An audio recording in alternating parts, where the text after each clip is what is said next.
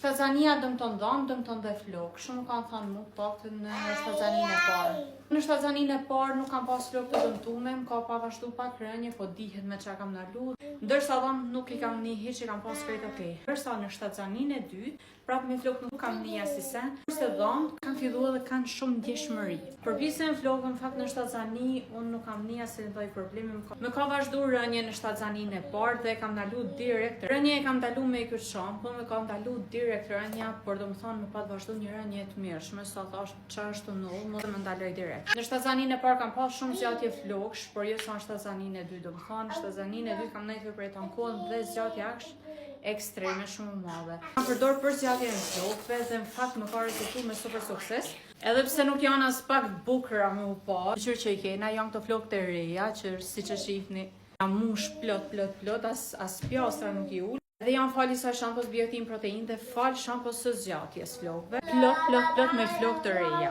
Mos të flasim për pjesën e yndyrë që plot 4 ditë më rrin flokë pa yndyrë. Dhe unë po flas për këtë. Kjo është shampoja e cila ka hinte, është detoksifikuese, dhe tona vujnë për yndyrës, është kjo.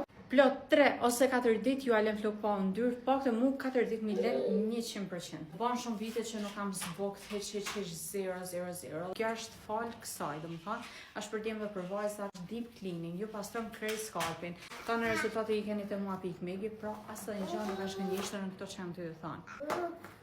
Kjo është gjësia flokëve të mija dhe asë dhe një flok nuk është i dëmtuar. Por ka shkisha, bye!